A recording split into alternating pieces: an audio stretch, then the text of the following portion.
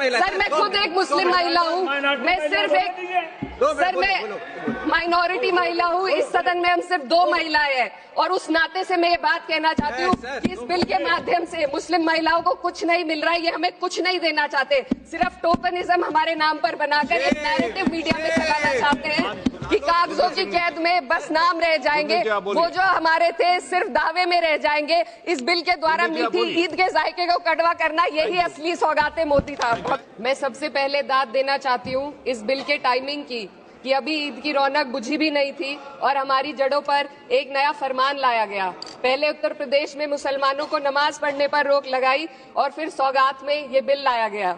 निसार में तेरी गलियों पे है वतन, जहाँ चली है रिवाजो गैर कि कोई ना सर उठाकर चल सके। मैं सभापति जी आपको ये बताना चाहती हूँ कि ईद के मौके पर एक विधवा महिला अपनी लड़की के साथ मेरे पास आई और उसने बताया कि वह एक वक्फ की प्रॉपर्टी में रहती है, वही उसके सर पर छत का काम भी करती है और उसकी रोजी रोटी भी वहीं से आती है। वो इस बिल को लेकर इतनी फिक्रमंद थी कि कहीं उससे वो उसकी संपत्ति ना छीन ली जाए। वो अकेली एक ऐसी महिला नहीं है, ऐसे लाखों लोग हैं जो वक्फ की गरीब महिलाएं जो वक्फ की संपत्ति से अपना रोजगार चला रहे हैं।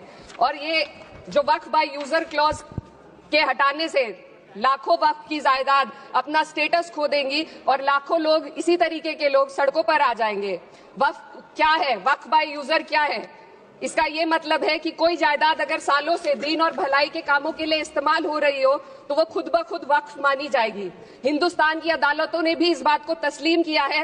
वक्फ बाय यूजर सिर्फ वक्फ बोर्ड को ही मिली कोई खास सौगात नहीं है, ये बल्कि सभी अन्य धार्मिक ट्रस्टों को परंपरा और यूज के आधार पर बिना किसी डॉक्यूमेंटेशन के धार्मिक चरित्र को डिक्लेयर करने का राइट मिला हुआ है। भारत के संविधान के आर्टिकल 13 क्लॉज 3 में कस्टम और यूसेज को कानूनी वैधानिकता प्रदान करता है। इसी आर्टिकल से वक्फ बाय यूजर भी निकला गया है। इस बिल के कानून बनने पर वक्फ बोर्ड तो इस प्रोविजन से हाथ धो बैठेगा, लेकिन अन्य धार्मिक ट्रस्टों को यह सुविधा जारी रहेगी। इससे भारतीय संविधान के आर्टिकल 14 और 15 का सीधा उल्लंघन है, जो धर्म और जाति के आधार पर भेदभाव और कानून के सामने सभी की बराबरी पर जोर देता है। मैं इसके साथ ये भी कहना चाहती हूँ कि सत्ता के लोग जो एक दूसरे की पीठ थपथपा रहे हैं कि वक्फ बाय यूजर का जो अमेंडमेंट इन्होंने दिया उसको एक्सेप्ट कर लिया गया है, लेकिन इनकी शरारत यह है कि उसके साथ ही एक ऐसा प्रोवाइजो इसमें शामिल किया गया जिसके आधार पर यह कहा गया है कि अगर कोई भी वक्फ की संपत्ति विवादित हो तो वो अपना वक्फ स्टेटस खो देगी। तो जो अमेंडमेंट इन्होंने दिया है, जिसको एक्सेप्ट कर लिया गया है, उसका कोई मतलब नहीं है। ये इनकी नीयत है जो साफ जाहिर हो रही है। सोने पर सुहागा एक काम और किया है। सरकार ने वक्फ की कानून के सेक्शन 107 को हटाकर लिमिटेशन एक्ट में 12 साल तक ही किसी के खिलाफ अदालत में जाने का प्रोविजन है। सेक्शन 107 में बोर्ड को लिमिटेशन एक्ट से राहत मिली हुई थी। वक्फ बोर्ड कभी भी अवैध कब्जाधारियों के खिलाफ अदालत जा सकता था। अगर ये सेक्शन ना हो तो अवैध कब्जा करने वाले लोग कानूनी प्रक्रिया का फायदा उठाकर वक्फ की प्रॉपर्टी को हड़प सकते हैं। अन्य धार्मिक ट्रस्टों पर भी ये लिमिटेशन एक्ट लागू नहीं होती, तो फिर वक्फ बोर्ड के साथ ये सौतेला रवैया क्यों किया जा रहा है? धर्म को देखकर दोहरी नीति क्यों अपनाई जा रही है? सेक्शन 107 और वक्फ बाय यूजर को अगर एक साथ पढ़ा जाए तो इससे लाखों वक्फ की प्रॉपर्टी पर कब्जा किया जाएगा। इसलिए ये बिल मुसलमान की भलाई का नहीं बल्कि उनके वजूद और विरासत को मिटाने का बिल है।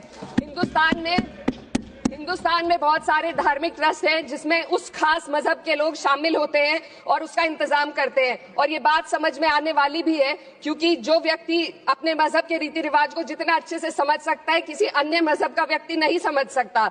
आर्टिकल 26 क्लॉज 2 के तहत धार्मिक संप्रदाय को अपने मजहबी इदारों के एडमिनिस्ट्रेशन का हक देता है, लेकिन वक्फ बोर्ड के बारे में इसको उल्टा किया जा sir 2 minute sir please 2 minutes. सरकार इसे एक सेक्युलर बॉडी मान रही है और इसमें गैर मुस्लिमों को शामिल करने की बात कह रही है। आपके मुंह से सेक्युलरिज्म की बात सुनकर अच्छा लगा, लेकिन अगले ही पल ये भ्रम टूट जाता है, क्योंकि आपको सिर्फ दान देने के लिए प्रैक्टिसिंग मुस्लिम का आपने क्लॉज डाला है, लेकिन बोर्ड में बैठने के लिए मुस्लिम होने की कोई आपकी क्लॉज नहीं है। तो इससे आपकी जो दोहरी नीति है वो साफ जाहिर होती है। ये वही सरकार है जिसने राम जन्मभूमि ट्रस्ट में ये लिख दिया कि जिलाधिकारी भी अगर होगा तो हिंदू होना चाहिए। कोई मुझे बताए कि वहां पर सेक्युलरिज्म का रस क्यों नहीं घोला गया।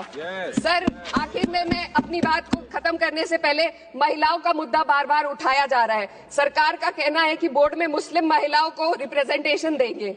इस कानून से पहले भी मुस्लिम महिलाएं बोर्ड में मेंबर रह चुकी हैं और मिनिमम 2 का प्रोविजन था, उससे ज्यादा भी हो सकती थी।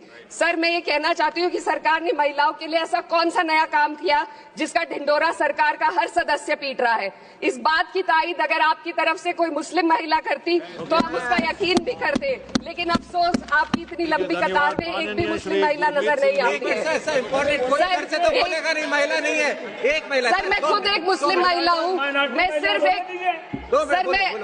माइनॉरिटी महिला हूँ। इस सदन में हम सिर्फ 2 महिलाएं हैं और उस नाते से मैं ये बात कहना चाहती हूँ कि इस बिल के माध्यम से मुस्लिम महिलाओं को कुछ नहीं मिल रहा है। ये हमें कुछ नहीं देना चाहते, सिर्फ टोकनिज्म हमारे नाम पर बनाकर एक नैरेटिव मीडिया में चलाना चाहते हैं। तो ये बिल मुसलमान की भलाई का नहीं, उनकी पहचान को मिटाने का है।